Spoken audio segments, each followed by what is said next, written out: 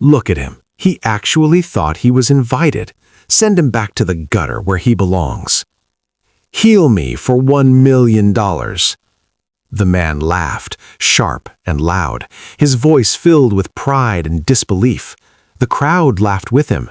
Smiles spread easily, comfortably.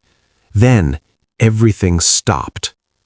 A quiet boy stepped forward and placed 2 fingers on the man's wrist, and everything changed.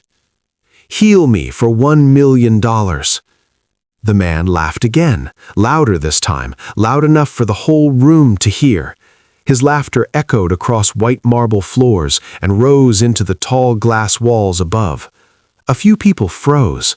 Some smiled awkwardly. Others looked away. No one expected what followed. The boy stood near the back of the room. He was small, thin, wearing a faded shirt that hung loosely from his shoulders. His shoes were worn, the edges soft from long use. His hands were clean but rough, hands that had worked harder than his age suggested. His face stayed calm, even as laughter washed over him like heat from an open flame. The man who laughed was famous. His wealth was spoken of in numbers too large to imagine. His name filled rooms before he entered them. Yet today, his face was pale. His left hand trembled when he thought no one noticed. Pain hid behind his smile, sharp and constant, like a warning he could not escape.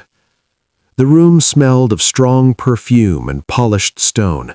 Screens on the walls glowed with numbers rising and falling.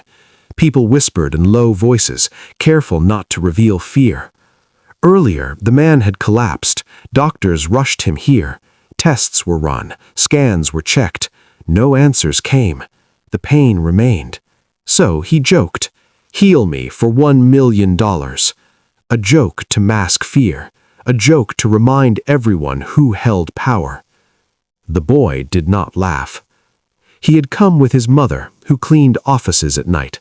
She stood near the door now, eyes wide, fingers gripping a cloth bag. She wanted to pull him back, to shield him from eyes that judged without mercy, but the boy stepped forward anyway. He was not brave in a loud way. His heart beat fast, but his breathing stayed slow. He had learned that long ago.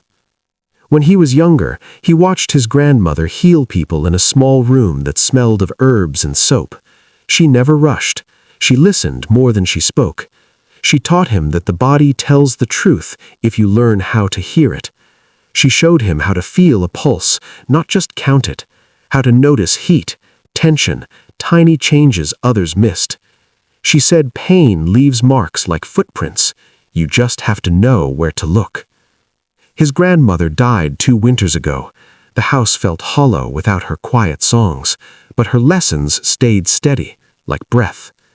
He remembered the day she told him something he would never forget. Power does not shout, it waits. Now, in this bright room filled with money and noise, he waited. People noticed him at last.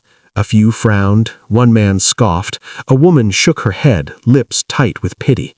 A security guard stepped forward, ready to move the boy aside. The millionaire raised an eyebrow, amused, curious, tired. "You lost, kid?" he said, his smile thin and sharp. The boy did not answer with words. He stepped closer, slow and respectful. He did not ask for money. He did not ask for trust. He simply held out his hand. Silence spread across the room, heavy like the air before a storm. The man almost waved him away. Almost. Then pain struck again, sudden and cruel. His breath caught, his hand clenched. "Fine," he said, forcing a laugh. "Go on then." The boy placed 2 fingers on the man's wrist. His touch was gentle, steady. His eyes closed. In that moment, the room faded. He felt the pulse beneath his fingers, fast but uneven. He sensed heat along the arm, tension near the shoulder. He pictured the body as his grandmother taught him, not as pieces, but as paths. He shifted his fingers slightly, pressing, then easing. He adjusted the man's arm, lifting it just enough to release pressure. His other hand rested lightly near the collarbone where tightness hid. The millionaire frowned. The pain shifted, not gone, but changed, less sharp, more distant. "What is he doing?" someone whispered. The boy stayed silent. His face showed focus, not effort. He followed what he felt, not what he saw. He remembered cold mornings warming his grandmother's aching hands. He remembered her voice telling him to trust his senses. A few seconds passed, 10, maybe less. The man's breathing slowed. His shoulders dropped. The shaking stopped. He blinked, confused, waiting for the pain to return. It did not. He moved his arm. No fire, no stab, only a fading memory of pain. The room leaned in. The millionaire straightened fully. Color returned to his face. His hand rested easily at his side. "What did you do?" he asked, his voice low now. The boy opened his eyes and stepped back. "I listened," he said softly. A murmur spread. Doctors rushed forward, checking monitors. Numbers settled into calm, steady lines. One doctor swallowed hard, staring at the boy as if seeing something entirely new. The millionaire laughed again, but it broke halfway, turning into a shaky breath.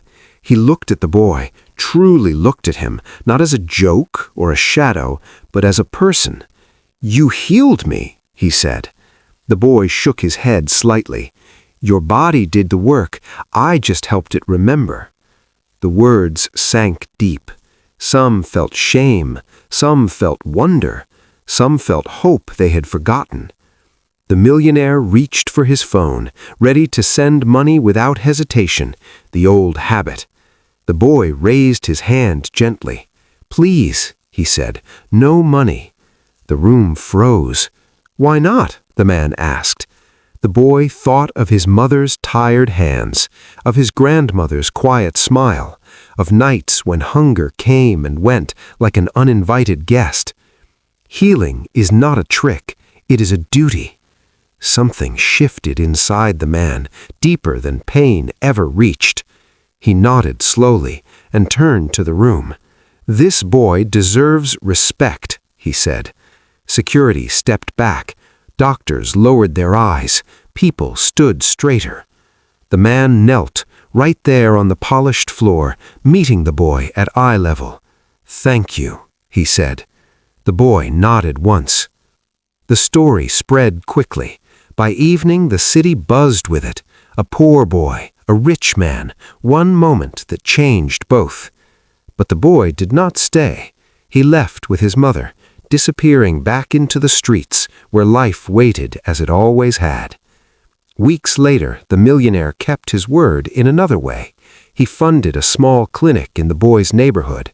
He told doctors to listen more, rush less, remember why they began. He never used the boy's name for fame. He never claimed credit. He simply changed. The boy kept learning. He studied when he could. He practiced with patience. He carried his grandmother's lessons like a quiet flame. Some stories end with applause. This one ended with respect. Because sometimes the strongest power is silence.